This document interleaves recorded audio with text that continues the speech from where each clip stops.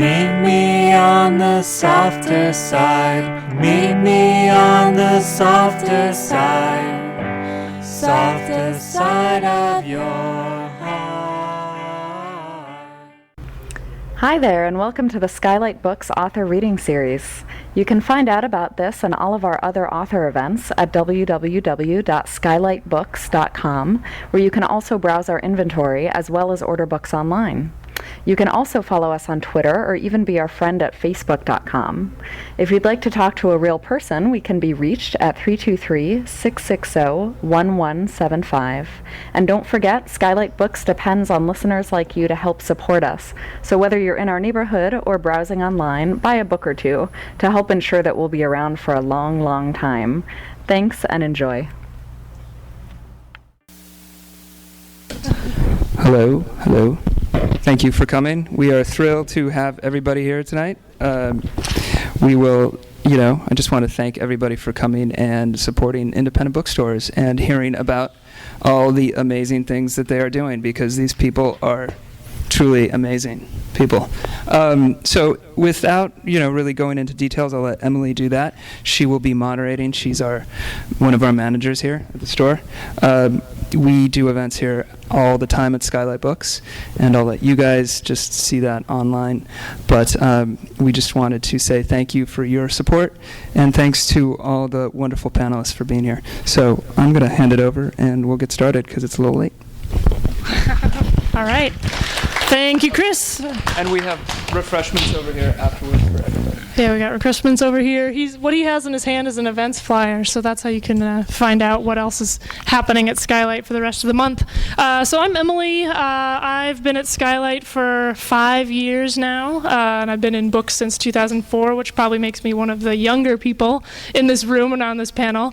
But before we actually get started on the panel part of it, I have an audience participation question that I'm going to let you mull over while we're talking, and then after we've had a little time to chit-chat, then we may come back to you guys. I want to give you enough fair warning for that. So the question that is going to be posed to you, and that has actually already been posed on Facebook and Twitter, and people have been responding, so you have a little pressure to catch up with the interwebs. The question being, what is it that makes you say, now that is a good bookstore? What is the first thing that pops into your head when if you had a blank slate, walked into an empty room that was going to become a bookstore, what is the first thing you would put in there? It could be, great shelves, it could be a tree, it could be, it could be the staff, it could be whatever the first thing that you would want to put in there. So I want you to think about that, and then we're going to come back to it in a little bit.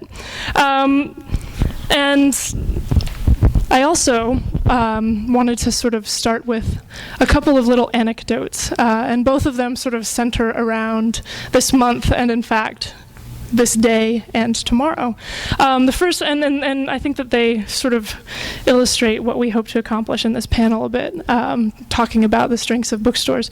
The first is that a couple of weeks ago I was talking to one of our oldest customers, both in age and in length of loyalty, and she said to me, I've been seeing all of these books that are coming out about the 10-year anniversary of 9/11, and I was thinking about it a lot, and remembered that when I heard about the news 10 years ago, my first thought was, I should go to Skylight. And it gave me goosebumps to hear her say that, just because it sort of demonstrated how important this space is for the community, for ideas, for emotions, for all sorts of things. So it really made me, warmed my heart to hear that. I wasn't even here in 2001, but it really meant a lot. And then 3 years ago tomorrow is the anniversary of the day that David Foster Wallace died. So this is sort of jam-packed time period in terms of the literary world. And the same thing happened when we heard the news. We had staff members who weren't working coming into the store. We made phone calls to people who weren't working. We had customers who called us and said, did you hear about David Foster Wallace? And that to me is another example of the bookstore simply just being involved and immersed in the community, more so than simply selling books. And I think that that's what this whole panel really, these people are definitely experts in that realm. And so I want to, just as a way of, I'll sort of briefly introduce all of the people who are here, and then sort of pose a question that will allow them to tell you a little bit about their projects and their stores and whatnot. So to my left, we've got David Kipen and Colleen, who are the faces of Libros Schmibros in Boyle Heights, and currently also in the Hammer Museum. They have a pop-up that I would love to hear them talk to you about.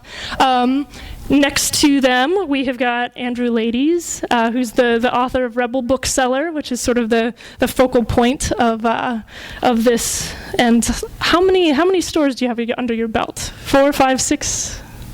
5. And opening a 6. 5 and 6 coming. So he's he knows his way around opening a bookstore. So we'll pick his brain a little bit about that. And then next to him, we've got Josh Spencer, who is the owner of The Last Bookstore in downtown Los Angeles, which opened in 2009. And if you haven't been there, if you haven't been to any of these in LA, you absolutely must, because all of them are worth the trip.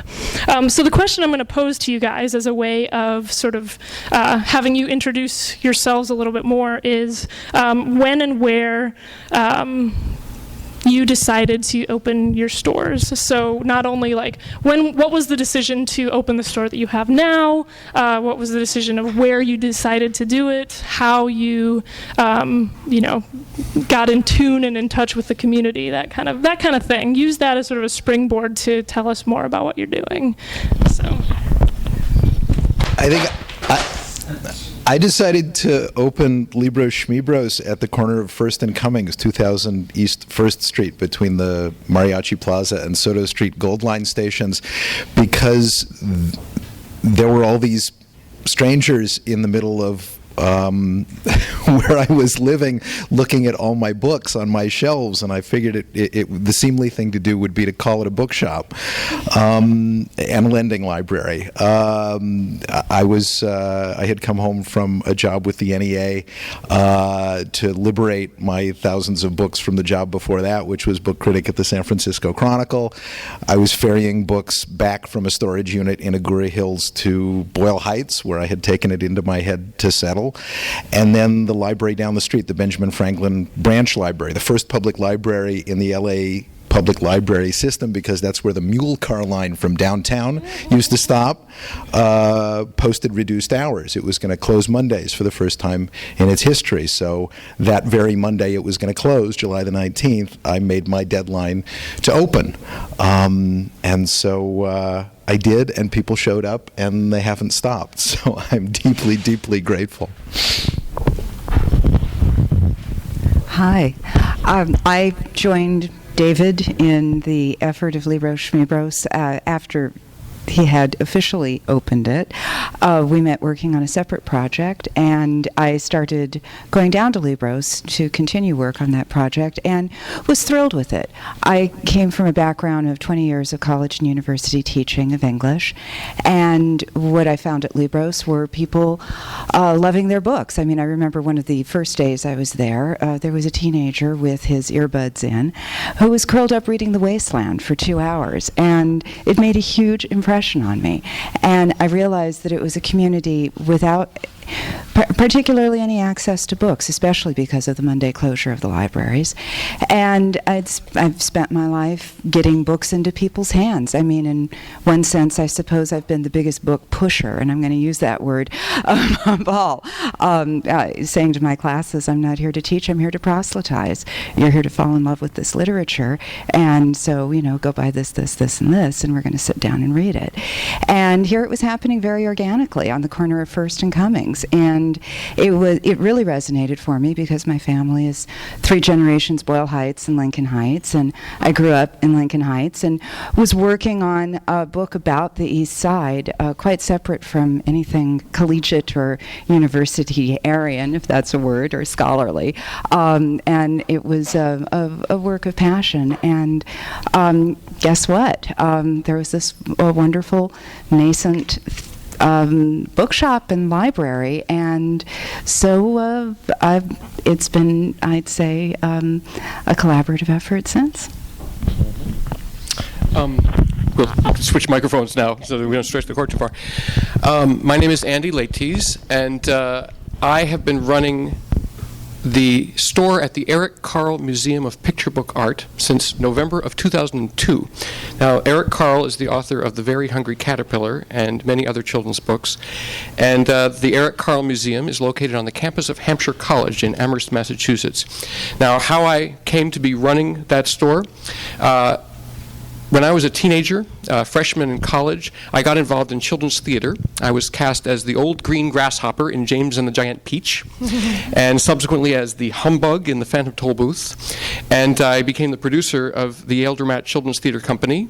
I was the White Rabbit in Alice in Wonderland and many other marvelous roles.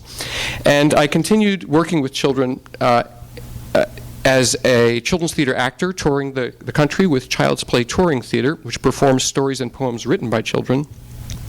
And in the mid-'80s, I co-founded a children's bookstore in Chicago with my wife, who was a bookstore manager. And so we had the children's bookstore for 11 years. We did a deal with Chicago Children's Museum, and we ran a privately owned store that was a concession with the museum for 7 years. And then I moved from that store to Amherst to open the store at the Eric Carle Museum of Picture Book Art. So I had a whole sequence of children's bookstores and also a children's book fair company. And that's how I ended up running the store at the Eric Carle Museum. I became immersed in children's literature. I know a lot about children's books. And I wrote my book around the time that I moved to Amherst, because I'd been so involved with the book industry. I'd become an activist inside of the committee structure of the American Booksellers Association. I was there when they were secretly preparing the lawsuits against the big publishers, and my stores in Chicago were very strongly affected by the growth of Barnes & Noble and Borders and Super Crown in the mid-'90s, and while all the special deals were being cut with them. So I had a lot to say by early 2002. And the book came out in 2005 in the first edition, and I actually co-founded the company which published it, Vox Pop, and we opened a bookstore in Brooklyn, which was Bookstore Cafe Performance Arts Center, and that lasted for 6 years, opening at 7 a.m. every day, closing usually at 2 a.m. So we had children's story hours, and we had open mics, and we had it was just a wonderful operation. And in the midst of that, I managed to get a deal to move Rebel Bookseller to a stronger publisher, Seven Stories Press, and now it's out in a revised edition. So that's why I'm here. I'm on book tour on the West Coast. Hi, I'm Josh. Can you hear me? I sold used books online for probably a decade, mostly all around LA, and then living downtown, I kept having people ask me to open up a bookstore because there wasn't any bookstore in downtown LA at the time, and so it didn't really work out for a few years. I tried to do it. I read Rebel Bookseller, and I was all ready to rent a space, and it fell through. And then another space opened up a few years later, right across the street from my loft, and I couldn't say no to that. It was pretty convenient. And so we opened up that store, which was just a little 1,000-square-foot store in 2009, right before Christmas. And then a year and a half later, 3 months ago, we just moved into a 10 times as big space, a block away. And I think that's pretty much it. I'm not one for a lot of words, so is that it? Yeah. What else did you ask? Yeah. Well, I mean, how you decided downtown, obviously that was okay. Right, I mean, that was where I lived, and I'm not one to take risks. I'm not a risk-taking businessman, so I knew the community, I knew that people wanted it, and it just seemed like a no-risk sort of thing to do. I'd been there for 6 years at that point by the time I opened. So tell us a little about, because you guys do a lot of events and sort of right. DJs and all sorts of things. Yeah, we do theater, live music, comedy, readings, poetry, whatever anybody wants to pitch to us, basically we'll consider doing. So it's sort of become a big community space down there where a lot of people just sort of hang out there like they normally would at a library. Just doing creative things. People have their little business meetings or creative meetings. There's a knitting group. There's a lot of room for people to do different things. We just opened a vinyl record store as well in there, like 4 days ago. So that's doing pretty well too. So Sweet. Yeah, just it's sort of an organic, creative space. It's still in transition and process. We're still figuring out what we're doing because it's so much bigger than what we were doing before. But yeah, so far so good. What's it called? So the last bookstore. What's your inventory? New and used? Right now we're all just used books. Yeah, used vinyl, used books. We have new magazines, but that's about it. So. Cool. I would be curious to hear, because sort of the old media machine, likes to beat the dead horse that bookstores are dying. Bookstores are dying. Oh, and we know in Los Angeles that we've definitely lost or are about to lose new bookstores and ones that have been around forever. So that's certainly a reality. But the other reality is that your stores have both opened in the last couple of years. We've had Stories. We've opened in Echo Park. We have Diesel, which opened a new space and closed an old space, and then reopening that space in Malibu. So I think that demonstrates that there is, certainly a literary community that is not going to go down without a fight, as it were. So one of the quotes that is in the new introduction to Andrew's book is from a friend of mine, Jessica, who just opened a store in Brooklyn called Greenlight Books. She said, for a while I was really interested in the future of books. Now I'm more interested in the present of books. And so I would be curious to see whether you guys have any sort of specific developments, or whether it's within your own communities, or sort of in the book world as a whole, that are particularly exciting to you guys. Well, let me start by telling a story about my editor on this book. My editor, Veronica Liu, at Seven Stories Press, when she was presented this book by the publisher, Dan Simon, with the idea that maybe Seven Stories Press would like to republish it, she revealed that she had already read it 3 times. She actually bought it at Vox Pop, which was the store that I helped to found, and where she had also met her boyfriend. So she said, I want to edit the second edition of Rebel Bookseller. And so I worked with her with a fan, and over the course of developing the new material, and it's about a third new material, apparently something kind of clicked for her, and she was active in an arts organization in the neighborhood where she lived, which is Washington Heights, which is the upper part of Manhattan, around 150th Street, 175th Street. And she said that when she read that chapter about Jessica Stockton successfully raising $300,000 and opening a bookstore in Brooklyn, she thought, what she did was she just opened her mouth, and she ended up getting a bookstore. And so Veronica, in a meeting with this arts organization where she was helping to organize an arts walk, she said, I've always been thinking about opening a bookstore around here. We should have a bookstore around here. And the director of the arts organization said, well, you should talk to one of our sponsors of the art walk, Vantage Realty, because I know they have a lot of empty spaces. And so she introduced Veronica to Vantage Realty, who said, yes, you can have a space for 1 month during this arts program if you can put a bookstore there for a month. Pop-up bookstore. 176th and Broadway, very busy neighborhood. A lot of Dominican immigrants and many different ethnic groups, and so it was a former cell phone store that had been empty for a year, and they filled it up with remainders from Seven Stories Press, and also with lots of books on consignment from small presses that are based in New York. And they put out the word on the internet and through friends networks, and people started sending them books from all over the country on consignment. And it took them, I think they had about a week to put this bookstore together. They got bookshelves from an artist's reuse warehouse, and they programmed it very, very heavily, the way you're describing. I mean, they have the open mic nights and readings and concerts and children's events, and it was very, very popular. And people came in, the opening day, Rebecca and I were performing, and people were coming in and saying, we've been waiting for this for 27 years. How come we never had a book? Why didn't we ever get a bookstore before? And after their month expired, they got a 3-month extension from Vantage Realty. Again, no rent. It's run by volunteers who live in the neighborhood. And a lot of the books that the people who lived in the neighborhood had self-published or had published before, and they had some copies in their house, they brought them out there, they're selling.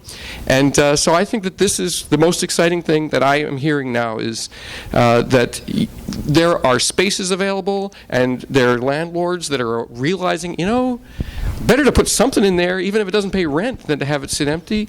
And people are really coalescing around these neighborhood bookstores.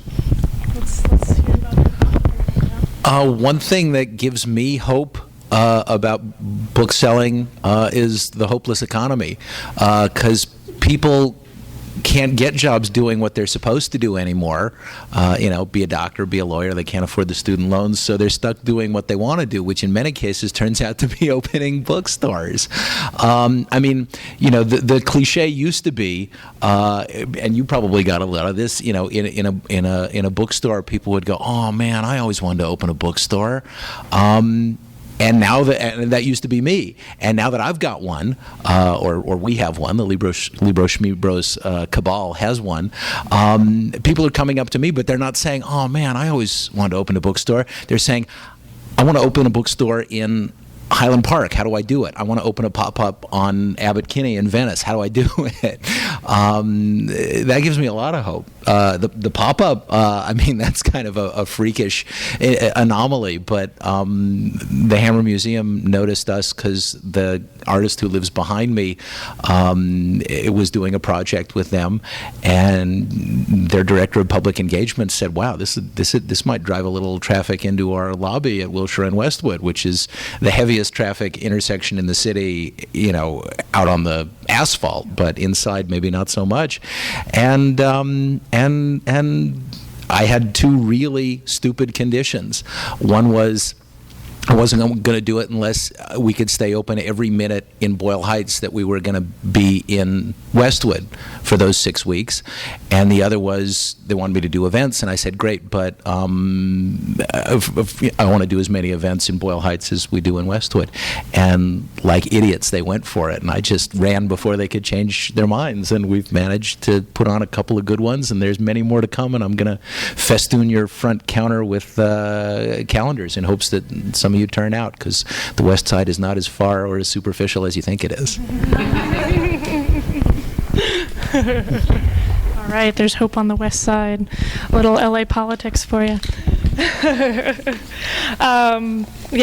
It's kind of an amazing time actually to be involved in the book world, and in addition to, this is going to be sort of like a shift in gears, as it were, but I think that there's a lot for discussion. Specifically, Andrew, in your book, there's a lot of talk about the rise of the chains and then the rise of Amazon, and that's certainly something that has had a huge impact with the chains in terms of the last 20 years of book selling, and with Amazon in terms of the last 10 years for sure. So I think that there's sort of a couple of places and room for discussion there. First, I kind of wanted to ask Josh, as somebody who sold books online for 10 years first, and then jumped into having a as they call, bricks and mortar bookstore. First of all, while you were selling books online during the big rise of Amazon, I'm curious as to whether your perspective on the strength of Amazon is the same as mine, as like any bookseller who, as a new seller of new books, there's very much an animosity that I can't really deny. I'd be curious whether you share that, or whether you have a different perspective, having started in that realm and then moved into having a space. Hello. Yeah, I definitely have a different perspective. I sort of got into bookselling by accident, just as a matter of survival. Like I wasn't able to get a job out of college, and my grandmother gave me a bunch of cookbooks, and I put them on Amazon, and was able to pay my rent. So for me, it was a lifesaver, and I just kept doing that, and I kept thinking, well, this has got to end at some point, but I just kept going out and finding books that I could resell online, and it became a full-time job, and there's probably 500 other guys in LA doing that right now that are able to pay their bills because of Amazon. So I've seen it as a really positive, good thing, just for a lot of people who love books and don't have any other way to make money. And so, I did that for a long time, and gradually I just sort of would get a lot of books that were really great books, but I couldn't necessarily sell them online for very much. And so I got to thinking, well, like, tons and tons of books out there, most fiction, most classics, that sort of thing. You're not going to make any money selling them online because there's so many copies out there. But you could open a bookstore, and people would love to have those copies again. And so that was sort of what got me started in thinking, I could open up a bricks and mortar, and it just kept going from there. And now it's gotten to the point where I sell more books in the store than I do online, so I'm sort of moving away from online and more to the traditional bricks and mortar, which surprised me. I didn't think it was going to be like that, but people are just so ecstatic to have a used bookstore in downtown LA that they're just flocking to it. And we try to keep our prices lower than Amazon and lower than ebooks, so we're not really competing, or we are competing, but we beat them, I guess, by competing that way. It keeps people happy and keeps people buying. So yeah, for me, Amazon, I know a lot of people have negative ideas about it, and especially new booksellers, and I definitely can empathize with that. But for me, I only have positive relationship with it, and it kept me from, kept the roof over my head for 10 years, so I can't really speak poorly about it. Well, and like the one of the conversations that's been happening lately is the sales tax referendum, and there's updates and things that we could certainly talk about, but I'd almost rather not in this discussion. But we can, and that's certainly in the limelight and on the front pages of the newspapers. But one of the sort of tactics that ends up happening in states that are having these sales tax fights is that Amazon has cut off their affiliates. And I know that reselling used books online isn't quite the same as the affiliate program, but that's something where people refer business to Amazon and then get a little chunk of change back as an affiliate, and that's something that they've been sort of cutting off in an effort to not have a presence in a state, and then sort of having that as a bargaining chip in this whole sales tax fight. And I think in a lot of ways, I'd be curious to hear Andrew, and maybe, I don't know if you guys have any perspective on it as well, sort of the way that the battlefield has changed recently in terms of, versus the chains, versus Amazon, versus online selling, versus new, versus old, sort of more specifically for me, I know that I sort of end up feeling like I almost have more in common with some of the chains now than I ever used to, in a way. The sales tax fight and a lot of the challenges are things that not only Barnes & Noble, but also Target and also Walmart happen to fall on the same side as I do on, which is really, really weird for me.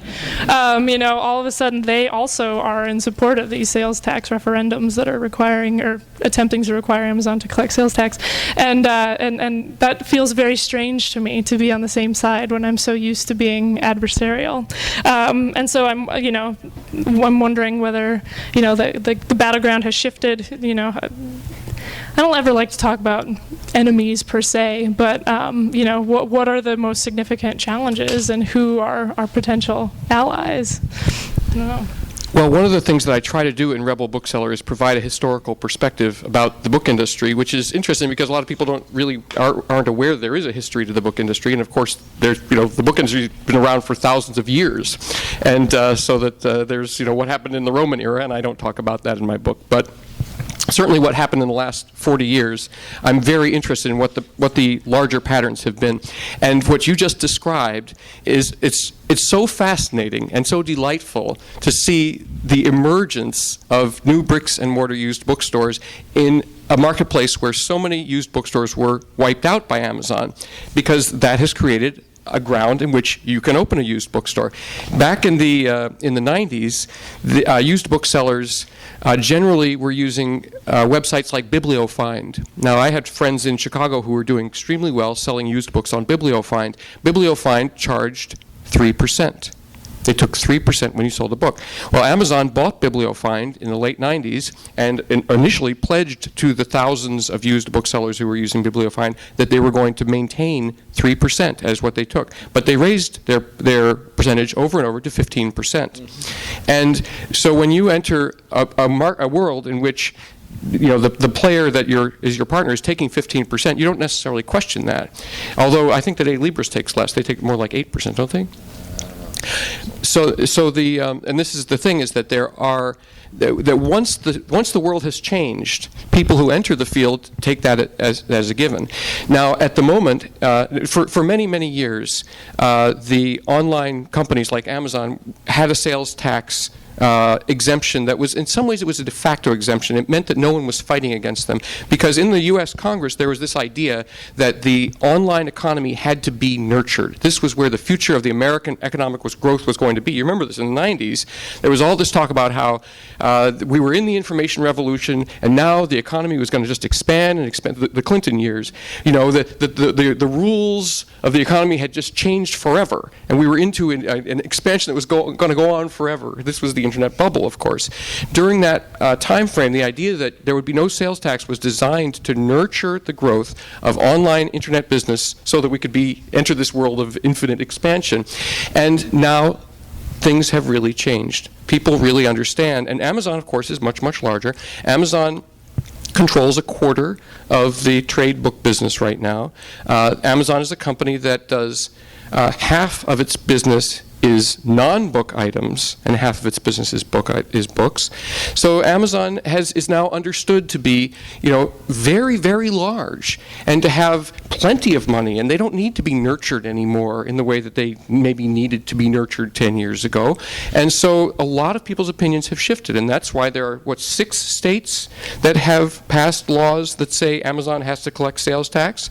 And in these states, Amazon has shut off its affiliates and is and they play games like in South Carolina, where the governor, Mark Sanford, said, "We're never going to collect sales tax from you." And Amazon said, "Great, we'll build a warehouse there that employs 9,000 people." And then Mark Sanford got in trouble with his Argentinian mistress, and he resigned. And the new governor said, "No, Amazon, we're broke. We need sales tax money from Amazon." And Amazon said, "Oh." And they passed it in the legislature, and Amazon said, "Oh." And so Amazon pulled out of South Carolina, and then the legislature reversed it. And so Amazon said, "Oh, we're back."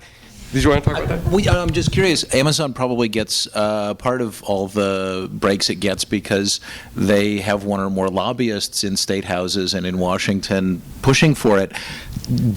Do independent booksellers, does the ABA have a lobbyist, even a part-time lobbyist? Oh, yes. Yes, the director of the American Booksellers Association, Orrin Teicher, has an experience, came out of Washington. He came out as a lobbyist, essentially. He came to the American Booksellers Association to launch ABFI back in the early 90s. So he is the right person to have doing this. He's very, very interested in this, and that's been a big push, the American Booksellers Association. And I also know that the SCIBA and the NCIBA, which are the Northern and Southern California Independent Booksellers Association, have been working with a lobbyist on this most recent push. As far as I know, Hut Landon is in Northern California, and he's been, very, very knowledgeable and putting himself out there. And I'm pretty sure that they've been working with a lobbyist in the California state legislature as well. But these jobs that Amazon promises to states, like for instance, the way they were negotiating with California, they offered, "We'll give you 5,000 jobs. We'll put a warehouse in here if you'll back away from this sales tax collection provision." And I would just like to point out that 5,000 jobs could be generated if you opened 600 more bookstores in California. Okay? And I figured this out just the other day.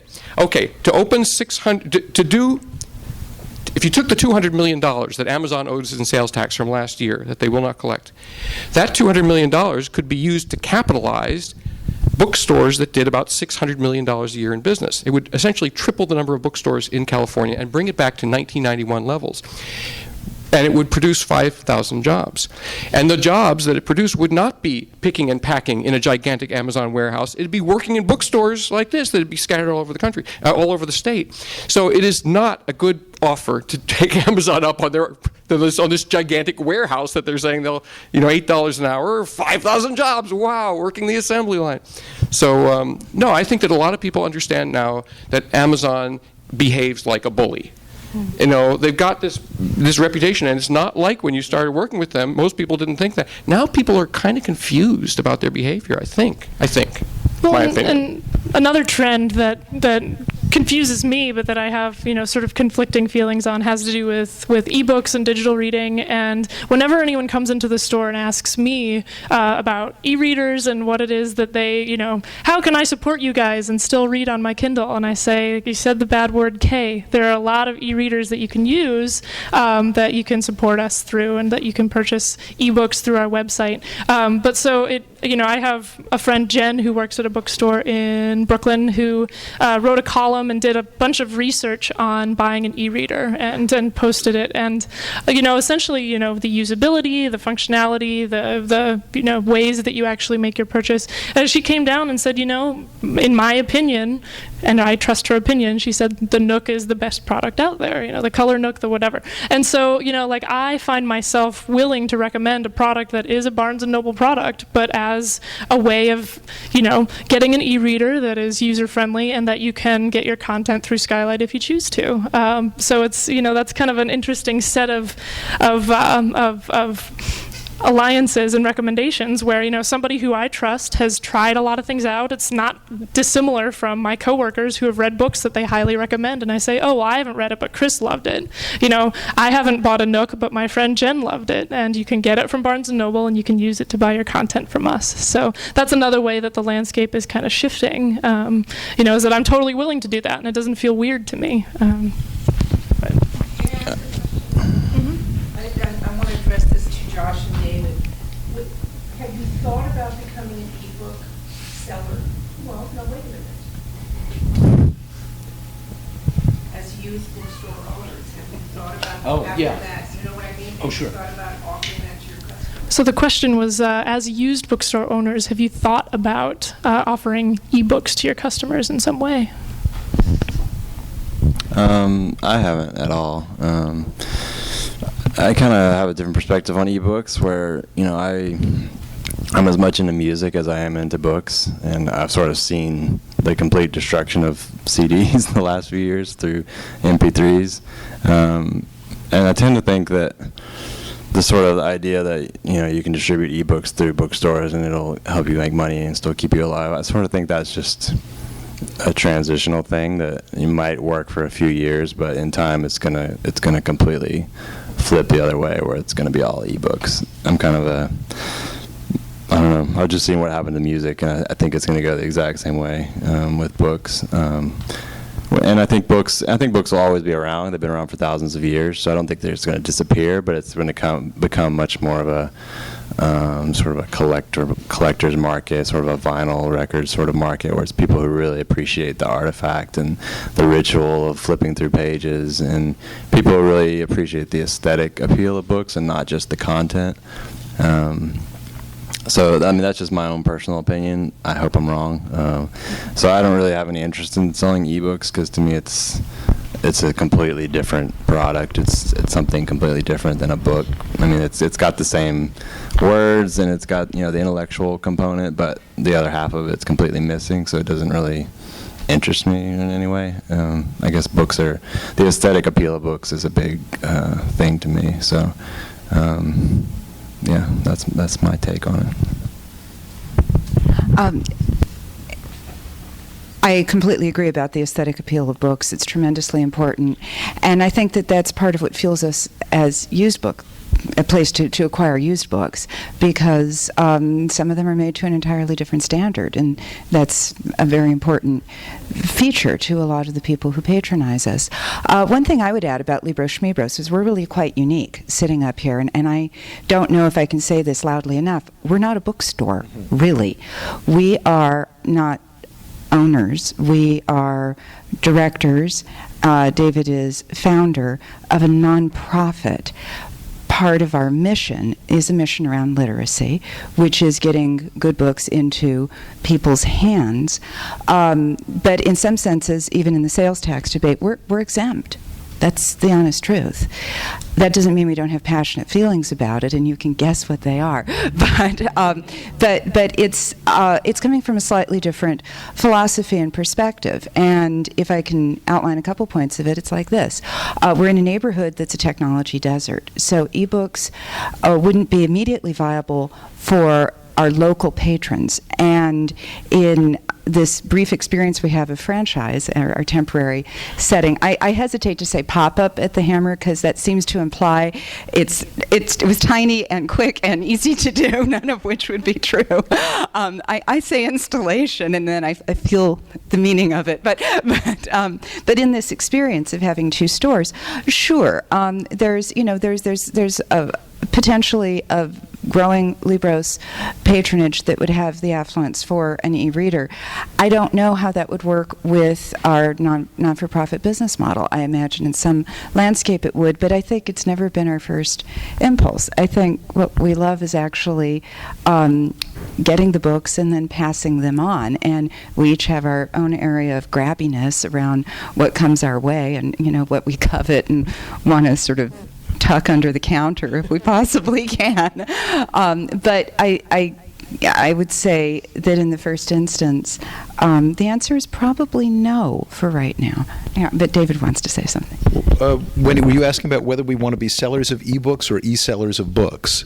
Customers coming into the library. Yeah. Querying you about this. Mm-hmm. I just bought an e-reader. Could I buy an ebook through you? Would you just turn them away? I mean, we try not to turn anybody away cavalierly, and I think I'm probably learning a lot of stuff tonight that will enable me to give them a more informed answer. But I don't think the answer is going to be, sure, plug into that shelf over there and you'll be downloading a book anytime soon. Okay. I'm on your side, David.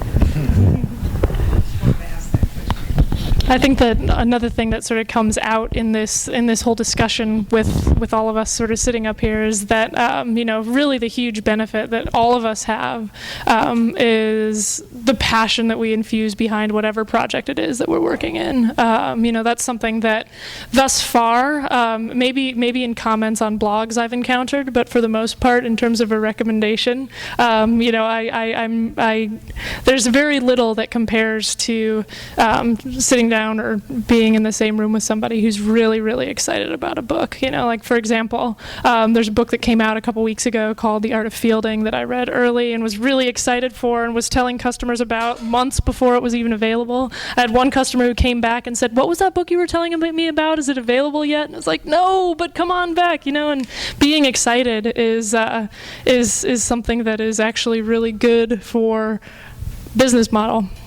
And I don't know if anyone has any stories about that, or how, in addition to being excited, because it's also a lot of hard work, how do you balance those two and manage to channel them all into moving forward? Anyone? Can I say that? Sure. Hard work takes adrenaline, and excitement provides adrenaline. I agree with that, and I would add to it that when I think about bookstores, I think that they're spaces that have a lot of comparison to a theater, a classroom, a temple. They're analogous spaces, meaning people are there for a kind of transmission of culture, and it's a person-to-person activity. In the first instance, there's a ritual around it, and it is, however introverted the typical the stereotype of the book person may be, of wanting to curl up with what we've got. We like to look at each other in that moment and talk about it, hear what someone else has to say, and it's a fun thing to do. They're fun places and fun spaces. And one of the horrifying thoughts that I have is, how would you ever, if we're raising a generation that gets everything electronically, how would they ever know how to behave? Are they going to treat it like a library if they happened to wander into one of these? Or, what happens? The world goes dark. I don't know. Well, did anybody see that story just a couple of days ago? That Canadian professor who conducted studies actually quantifying the high degree to which the reading, not just of books, but especially of fiction, leads to empathy for your fellow man. It's pretty damn remarkable. I mean, it's something we've all suspected for years, but I mean, there's actually starting to be some numbers behind it. Well, in 2008, a story hour program I was offering at Vox Pop in Brooklyn won an award from New York Magazine for Best Under the Radar Kids Hang. And the blurb said, you wouldn't expect that an anarchist bookstore in Brooklyn would be a great place to bring your kids, and I have been doing story hours in bookstores since the mid-'80s. And there was a period when I was doing 6 story hours a week.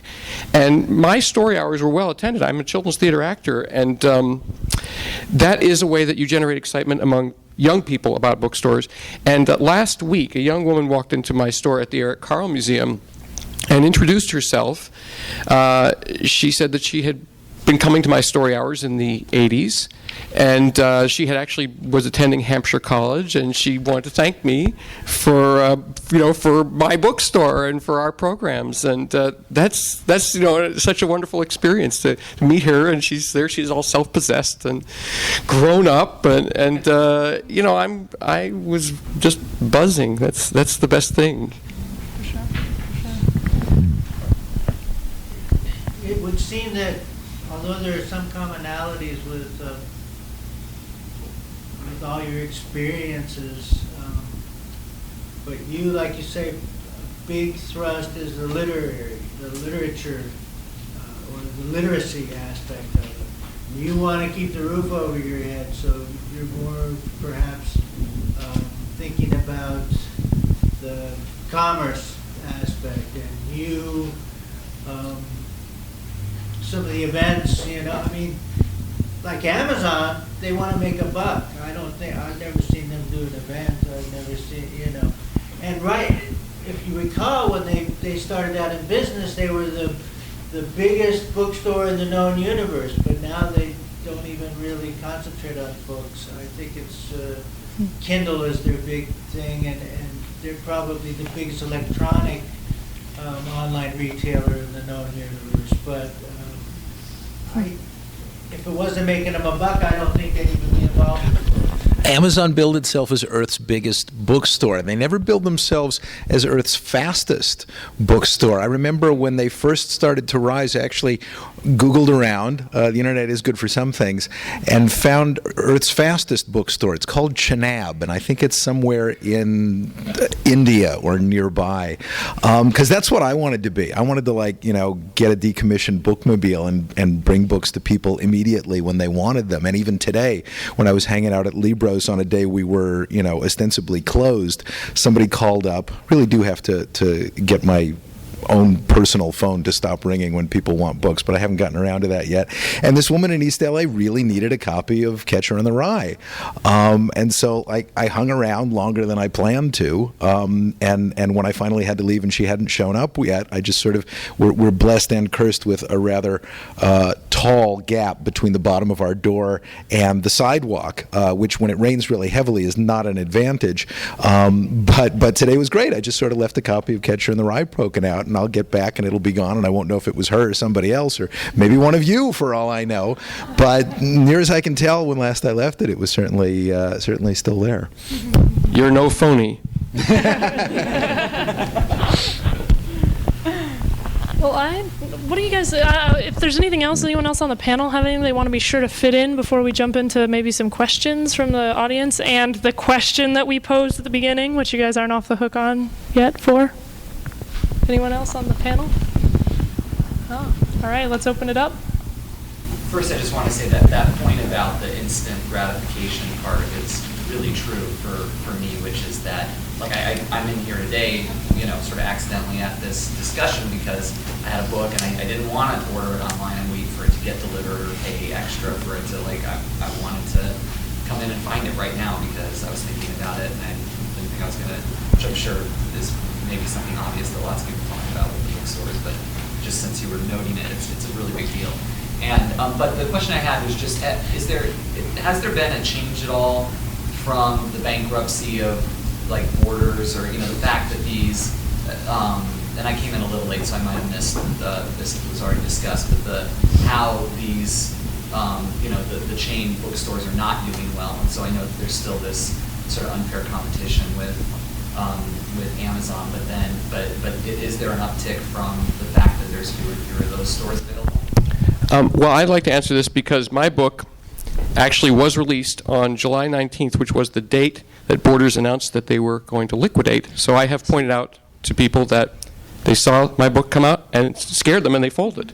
So just real quick for the recording that we have going, the question was whether the closing of the second biggest chain of bookstores has had an impact on the rest of us. It has certainly had an impact on the public perception of the possibility of independent bookselling working in this country. And again, I'm speaking first because I've been on the road. So I've been doing events, and I've been talking to interviewers and the media, and I'm sure any of us who've been reading, the roundups, in San Francisco or in Washington D.C. or in Milwaukee, there have been roundups in many newspapers of the independent bookstores that are here. Borders has gone out of business, but look what we do have in our town that you probably forgot about. And so the media is paying attention now to the bookstores who are left and paying attention to them in a very positive way, pointing out that they survived, and isn't it a good thing that these guys are here after all? Look at this, Borders is gone, but these people are here. So there's a change in the attitude, and I think it's a national change. And so there's appreciation of bookstores that stayed the course and stuck it out. There's also a sense, and this is again something I'm seeing at these book events that I'm doing, there's always, at every one of these book events, somebody comes up afterwards and says, well, I'm thinking about, who's here, I've been thinking about opening a bookstore. And it's usually young people. And I think your point about the employment picture in this country is terrible.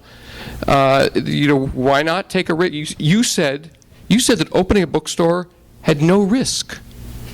Do you realize for decades people would say opening a bookstore, that's so risky, but you perceive it as having no risk.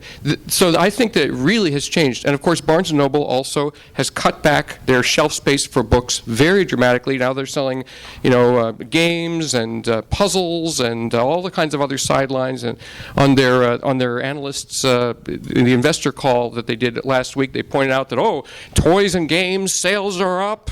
We're really happy about this, and they're backing away from books too. So there's a change in the wind, in my opinion. Anecdotally, we have been chasing down closing Borders in the last few days because in Boyle Heights we are going to be moving shop. We have leased a new space in Mariachi Plaza and look for its opening in the next few months, but we're trying to outfit it. So we've been looking at those really, really, really cheap bookcases that Borders needs to get rid of in their liquidation. And hearing from the store managers, they're all gone. People are setting up bookshops.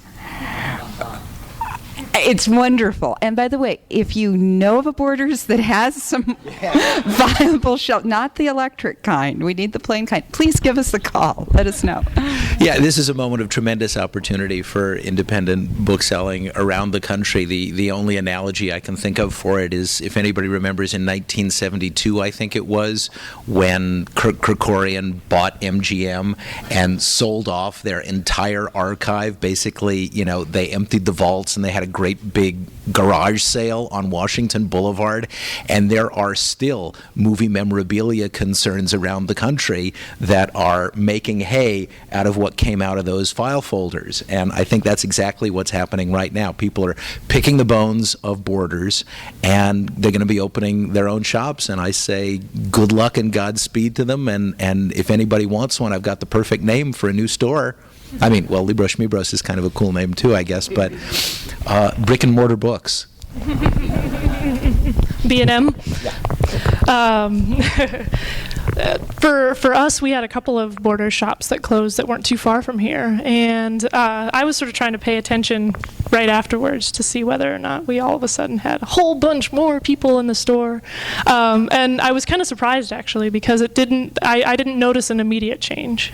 I tried to pay attention to what people were asking for to see whether there were different types of books that we didn't usually have that all of a sudden people were interested in. Didn't see that much until come mid-August, let's say, when the school year started, and all of a sudden a lot more students, a lot more teachers, a lot more librarians are coming, and asking either for stuff on their class lists or stuff for their libraries, and that's one of the first sort of real measurable, turnings to Skylight that I've seen, which is pretty great again. But I would agree completely with Andrew that the media twist, there's been so many stories on news media, on NPR, in the newspapers about what it is that the stores that are surviving are doing, and that's a really great thing for a lot of us. So. Is there anyone else? It's funny about Borders because I grew up in Ann Arbor and grew up going to the original Borders store, and that was a store that did everything right from the customer's perspective. And it really was a great idea that just has turned completely sour. Well, the Borders brothers sold their company for $120 million plus to Kmart in 1991. And the reason that they sold their company at a time when it had about 10 stores at the time, was because Barnes & Noble was developing this superstore chain. And it was grow or die for them, and they were not the ones who were going to grow it. I think that the Borders brothers knew they were not going to develop a multi-billion-dollar company, and Kmart wanted to buy so that they could protect Walden Books, which they had already bought, and so but that was a fabulous project, that Borders bookstore. It really was just wonderful for decades. Was the Crown Superstore in contention at that point? Yes, they were, but again, they were playing defense. Everybody was slower than Barnes & Noble was very, very aggressive, and the bookstore world. I wouldn't say it's a gentleman's business. Sometimes they say publishing is a gentleman's business, but the level of business energy that was driving Barnes & Noble in the 80s was out of proportion to what its competitors might have expected. And when they raised the $270 million with junk bond sales in the go-go market in the 80s, no one expected that all was going to happen. And they really caught their competitors flat-footed, and that's what happened to Crown. They did not. They weren't even as aggressive. They were aggressive, but they weren't as aggressive as that. So I guess that it pays in the book business to go out and try to kill everybody else, at least for a while. But speaking to your question, that Borders, that was a great bookstore, and I think the biggest thing about that bookstore was the staff was incredible. I mean, they just everybody who worked there was a writer or was an English major, but everybody was really bright. Everybody was really knowledgeable, and they loved talking about books. I mean, it was just, they just communicated that energy of the excitement about literature. So. I don't want it to go to anybody's head here, but I noticed a similar trait amongst the personnel at Skylight. Yeah, that's true. Why do you think we wanted to have this panel here? I think Barnes & Noble and Borders being general interests, operations, I think that perhaps that has limited possibilities for the future as well. What I notice is, and although you've got a pretty broad scope here, for instance, but I think it's really a kind of, not genre, but a niche market for, I mean, your clientele like this eclectic mix that you have, and you have a lot of, cool stuff. I mean, it's I think that's going to be the trend. You're going to have customers, and it may be a smaller pot to pick from, but they're going to like a particular kind of book, and if you specialize in that, you'll do well. I don't know. Your general interest, especially you know, Well, apropos of that, I was developing a pilot for a book show on KPCC that still am sort of, that had me talking to Katie, who used to run Village Books until about a month ago in Pacific Palisades. And she was asking herself as she closed up shop, whether if she had specialized, if she hadn't been a general interest bookstore, if she'd been a kids bookstore, or I guess a genre bookstore like Mysterious Galaxy, which has thrived in San Diego for many years and is about to open a Redondo Beach outlet, whether she'd have done better. I don't know.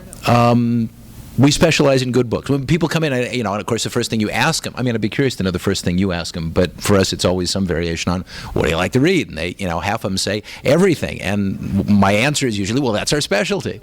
Yeah, I mean, I think there's still room for a general interest bookstore. I think if you narrow yourself too much, you're scaring people away. But I think it has to have some kind of personality, that is differentiated from Barnes & Noble. Yeah, I mean, I think one of the things that makes all three of us here notable today is that we created bookstores that sort of have a narrative to them, or sort of stick out from your everyday business, where people know there's a story behind it. It adds personality to the community that you're in, and people enjoy that. I mean, that was definitely one of the things that I read Rebel Bookseller when the first edition came out in 2005, and that was definitely one of the things. There was a small part in there that talked about. I can't remember if it was.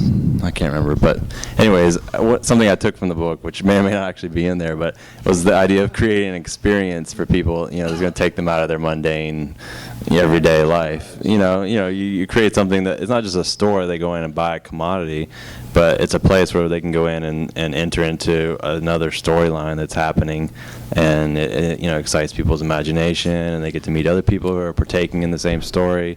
If you just pay attention to the aesthetics of your store and what you're carrying and the people who work there, then you can create an experience for people that is going to mean something to them and change their life in some way. And I think all of us have sort of done that in some way, whether consciously or unconsciously. It's like a big, one of the hugely desirable things for a successful website is that sense of community.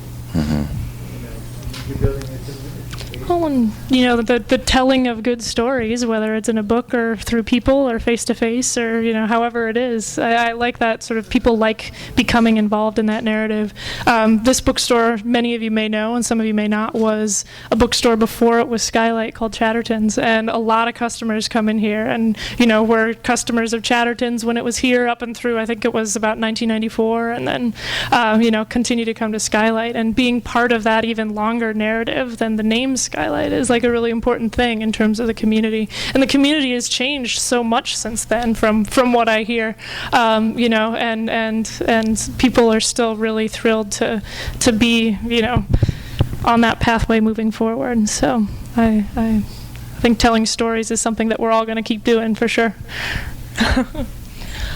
Well, I think that we're sort of about ready to wind up and shift into our little reception mode. Does anyone want to jump out on the audience participation question that we posed at the beginning, which was, now what is the first thing that makes you say, now that is a good bookstore? What is the first thing that you would put in an empty bookstore that you were coming on? Does anyone have any? I have about 20 responses from people online that I can share, but does anyone have anything that they want to throw out from the audience? The staff, yeah. A cash register, good thing to start with. Deep drawers is online a lot of people says a friendly, knowledgeable staff, a variety of staff recommendations, a tree. I can't recommend tree or cat because it seems that I'm biased then. Another person online said it having a unique shelving category is something that sticks out in a bookstore, in an independent bookstore specifically. And they mentioned our section that shall not be named, which has merely symbols on the sign, which you can see on the opposite side of Los Angeles and California back there. If you want to try to guess what it is, that's one of our unique ones. Anything else that anyone notices first?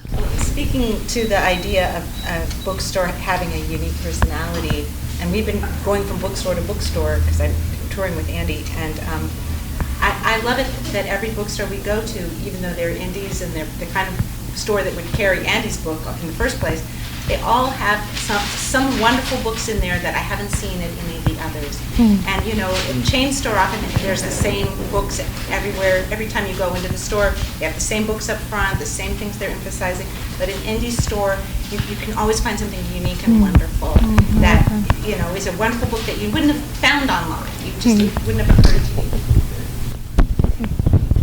Another thing is events, and not just off-the-rack events that the publisher was sending a writer around, if publishers even still do that very much anymore, but events that show some imagination, like this one, on a good day, like the stuff that we do. I mean, we're doing an all-day marathon read of On the Road on September the 22nd in the Westwood shop at the Hammer. So we're doing an evening about Thomas Pynchon's L.A. trilogy on September the 29th. In Boyle Heights. I mean, what's that? Says here, expect special guests, but I don't know what that means. So, I mean, just anything that shows there's a pulse there can't hurt. Another thing, too, a high point, one that gives me a lot of hope for the future is that no matter how advanced the ebooks get, how many Kindles they sell or whatever, I can't envision that there'll ever be any signed Kindle edition. Events are, So somebody says events are great, and signed books are even better. Another comment from the audience was that independent bookstores have books that you won't see anywhere else. Even if you go to bookstores all the time, each store is going to have their unique kind of titles that jump out, and that's agreed. Did you have something? I just think the space to read in is a big deal, because it is the difference between the ebooks and just the enjoyment. Yeah. And I also think it's why it's important to have good magazines. You just walk in and buy that magazine and sit right there and read it, and you need to look through a bunch of other books. Space to read in. I have a comment, which I asked Bill Ayers, who's a friend of mine, to write an afterword to this book describing his experience on book tour in September of 2001. He had just published Fugitive Days, which was his memoir of his life as a weatherman, and because it came out right around essentially it came out just after 9/11. He became a whipping boy as our domestic terrorist, and it's sort of a symbol for Osama bin Laden. And many of his appearances were canceled, but the independent bookstores continued to host him even under threat. And I attended his event at the David Schwartz bookstore in Milwaukee, where David was receiving angry telephone calls, and there were radio talk show hosts demanding that his store be boycotted, and he was getting calls threatening his staff and threatening to burn down his store. And he ran the Bill Ayers event, and so Bill wrote an appreciation of David Schwartz in this book. And so the standing up for free speech is something that I think is a real a critical role that independent bookstores play in defiance of social possible punishment. So that's a very important thing in a good bookstore. And didn't that also, wasn't the Salman Rushdie book, there's a Salman Rushdie book that the bookstore was threatened? Well, Cody's was bombed when it kept satanic verses in the window. And actually, that's another tie-in. The foreword to this book was written by Ed Morrow, who was the president of the American Booksellers Association in 1989. And when Ayatollah Khomeini pronounced the fatwa on Salman Rushdie, and bookstores were threatened with attack if they displayed Satanic Verses, Walden Books, which was at the time the largest chain bookstore in the country, withdrew Satanic Verses from display across the country.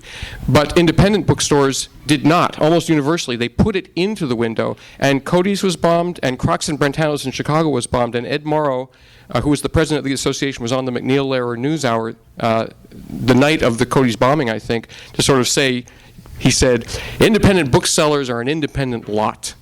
And they didn't like the idea of being told what to do. So you're right, that was another high point.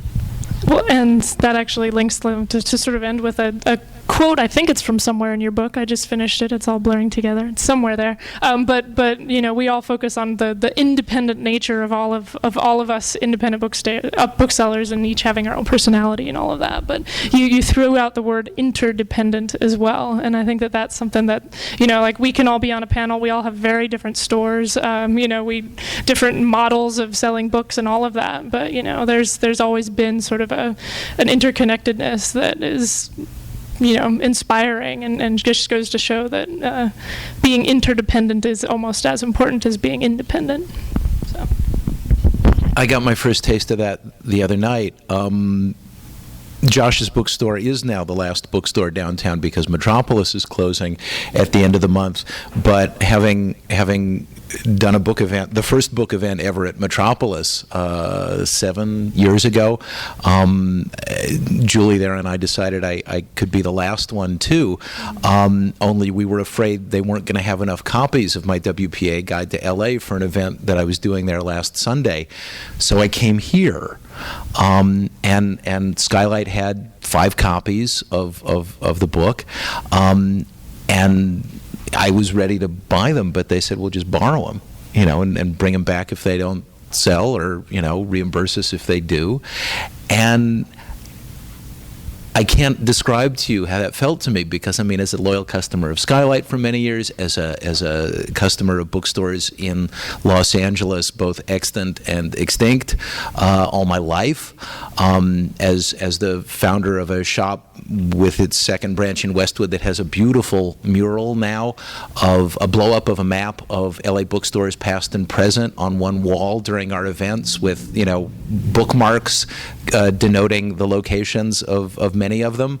I sort of felt like I'd been jumped into the fraternity.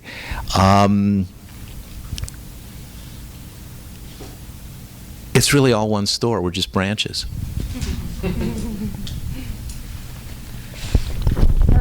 All right, and with that, we'll say thank you very much for everyone to our panelists.